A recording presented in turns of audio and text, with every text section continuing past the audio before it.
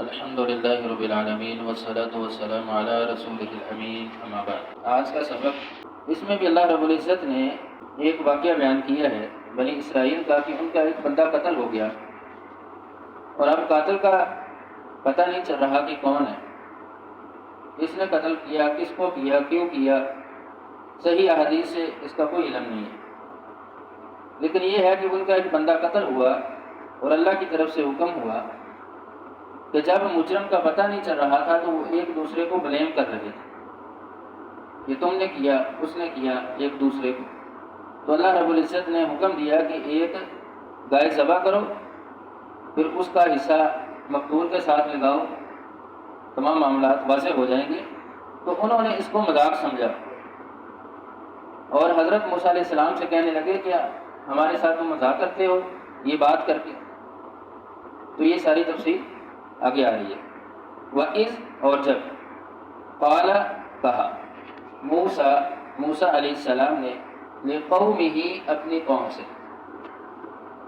وَإِذْ قَالَ مُوسَىٰ لِقَوْمِهِ، اور جب کہا موسیٰ علیہ السلام نے اپنی قوم سے، إِنَّ اللَّهَ، بے شک اللہ، یأمرکم، حکم دیتا ہے تمہیں، ان، یہ کہ، تذبحوا، تم ذبح کرو، بقرۃ، ایک گائے۔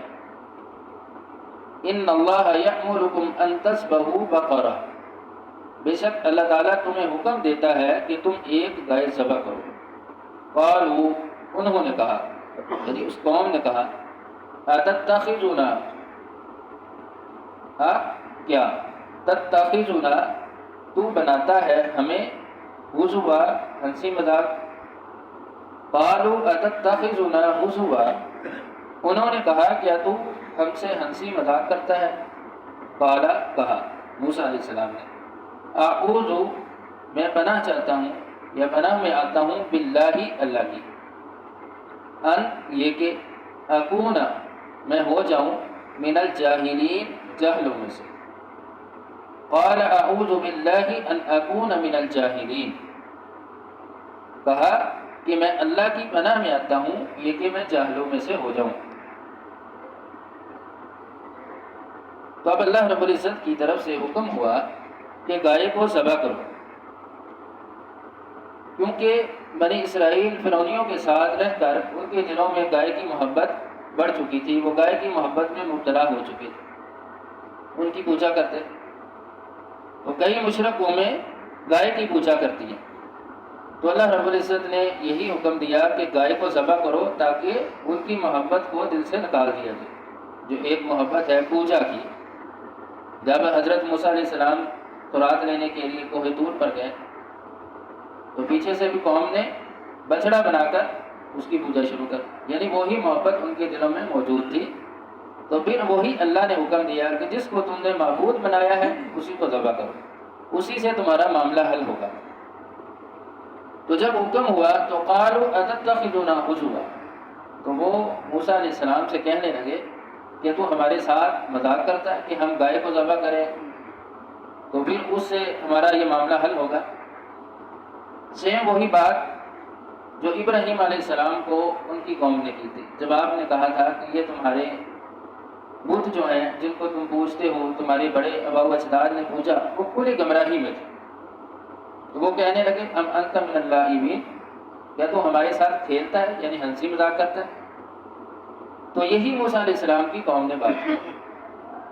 تو موسیٰ علیہ السلام نے جواب دیا، قال اعوذ باللہ ان اکون من الجاہلین، کہ میں نے ایسا نہیں کیا، یعنی ایسا کروں تو میں جاہلوں میں سے ہو جاؤں، یعنی ہنسی مذاق کرنا یہ جاہلوں کا کام ہے، انبیاء کا، مومنین کا یہ شیوہ نہیں ہے۔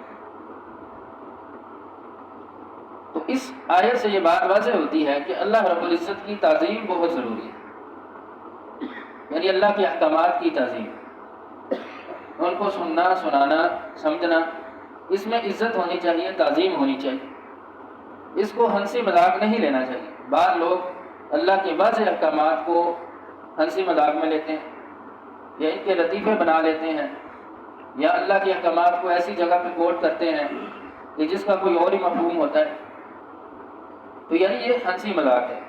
تو یہ جہلوں کا کام ہے جو حضرت موسیٰ علیہ السلام نے اپنی قوم سے کہا،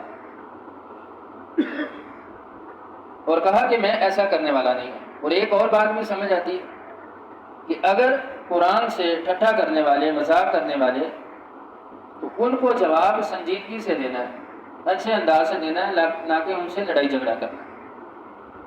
جیسے قوم نے یہ بات کہی تو موسیٰ علیہ السلام نے بڑے احسن اور نرم انداز سے ان کو یہ جواب دیا کہ یہ اللہ کا حکم بیان کرنا یا اس میں ٹھٹھا کرنا یہ جاہلوں کا کام ہوگا، ایک نبی کا کام نہیں ہے۔ تو پھر قوم نے کیا کہا؟ قالوا، انہوں نے کہا، ادعو، تو دعا کر، لنا، ہمارے لیے، ربک، اپنے رب سے، یبین، وہ بیان کرے، لنا، ہمارے لیے، ما، کیسی ہے، یا وہ گائے۔ قالوا ادع لنا ربک یبین لنا ما ہی، انہوں نے کہا کہ تو دعا کر اپنے رب سے کہ وہ بیان کرے کہ وہ گائے کیسی ہو۔ قال، کہا موسیٰ علیہ السلام نے، انہو، بے شک وہ، یعنی وہ اللہ، یقول، فرماتا ہے، انہا، بے شک وہ گائے، بقرۃ، گائے، لا فارس، نہ بوڑھی ہو، ولا بکر، اور نہ بچڑی، یعنی نئی جوان۔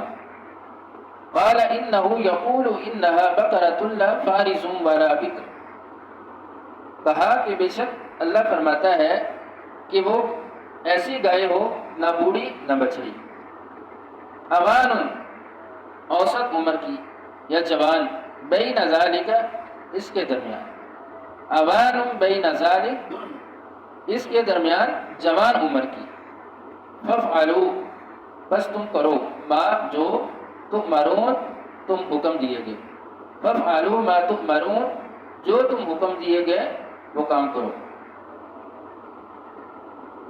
تو اب وہی بے رخی جو ہم اس سے قبل پڑھ چکے ہیں بنی اسرائیل کی موسیٰ علیہ السلام سے، ان کو پتا تھا کہ ان کی دعا قبول ہوتی ہے، تو کہا کہ اب دعا کر اپنے رب سے ہمارے لیے۔